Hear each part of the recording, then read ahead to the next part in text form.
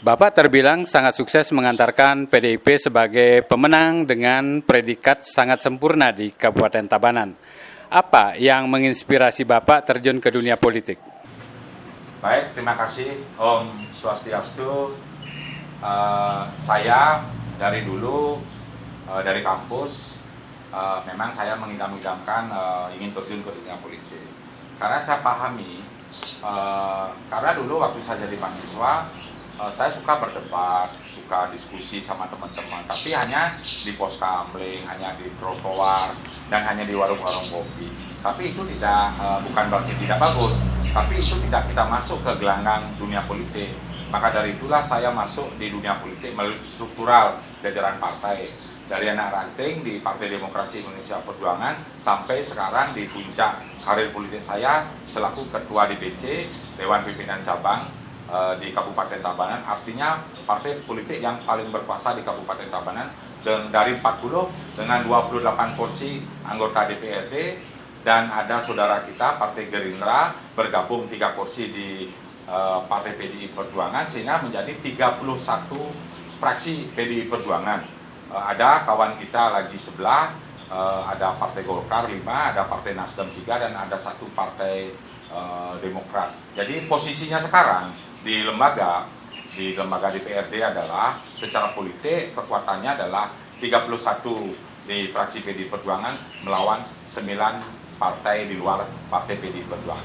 Inilah kenapa saya bercerita tentang politik sedikit, karena negara kita juga di Kabupaten Tabanan memang dibangun oleh partai politik.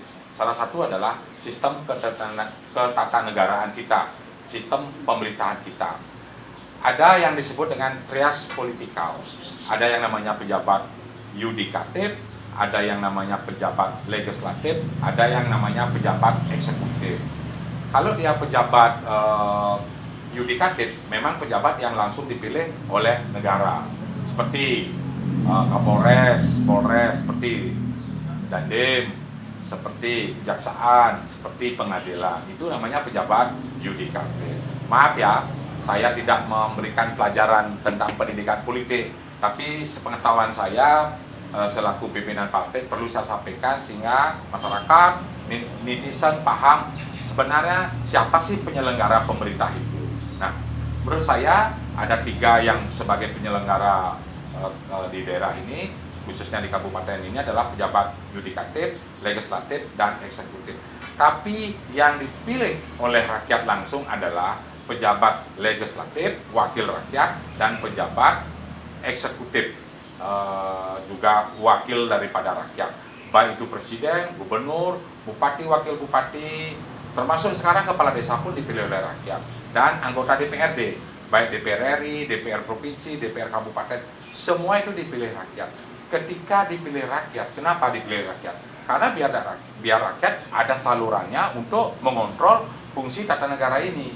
Contoh DPR yang di Kabupaten Tabanan ada 31 anggota fraksi PDI Perjuangan dari 40, mayoritas itu artinya setara dengan 77,5%, itu udah mayoriti. Itu artinya DPR mempunyai 3 tugas pokok yang sangat luar biasa.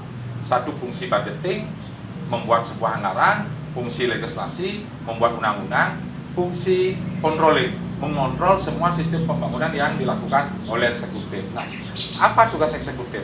Tugas eksekutif adalah menyerap semua aspirasi masyarakat, apa yang menjadi keinginan masyarakat, dirapat kerjakan dulu. Ketika ada sistem pemerintahan antara eksekutif dan pemerintahan legislatif, dicukupkan dalam sebuah rapat-rapat kerja. Nanti umpama bisa dibayangkan bagaimana sebuah sinkronisasi, bagaimana sebuah keinginan sebuah program bisa dilegislasi oleh DPR ketika DPR tidak menyetujui. Karena apa? DPR sudah mayoritas dari Partai PDI Perjuangan. Maka dari itu harapan saya kepada teman-teman, begitu pentingnya politik bagi kita, karena politik itu adalah bagian dari penyelenggara pemerintahan. Nah, maka dari itulah kalau sekarang membuat program harus mendapat persetujuan DPR. Karena program itu adalah implementasi daripada keinginan rakyat. Apa keinginan rakyat? Seperti contoh, saya ada 5 program unggulan di pemerintah Kabupaten Tabanan, seperti pangan sandang papan, pendidikan kesehatan, jaminan sosial tenaga kerja, adat, agama dan budaya, 5 pariwisata dalam arti luas, dan infrastruktur yang mendukung 5 program ini. Ini harus ada sinkronisasi dulu dengan DPR. Sepanjang DPR itu sinkron dengan program kita, baru bisa diparipurnakan, baru bisa ada rapat-rapat kerja. Kalau tidak diparipurnakan, bagaimana mengeksekusi sebuah anggaran? Inilah yang saya bilang. Kita, maaf ya, kita tidak boleh membodoh-bodohi rakyat, tidak boleh menyampaikan program, karena apa? APBD itu tidak seperti supermarket. APBD itu tidak seperti warung, Alfamart, Indomaret, apa sekarang yang diomongin itu yang bisa disampaikan. Bukan. Apa program-program itu harus mendapatkan persetujuan dari wakil rakyat dulu. Karena itu semua uang rakyat. Kenapa? Karena kan wakil rakyat itu dipilih oleh rakyat, mewakili ribuan rakyatnya. Nah, ketika wakil rakyat setuju, semua setuju, baru bisa dieksekusi dengan baik. Inilah yang saya sampaikan. Jadi teman-teman di dalam mengimplementasikan sebuah program harus betul-betul antara eksekutif dan legislatif menjadi satu kesatuan.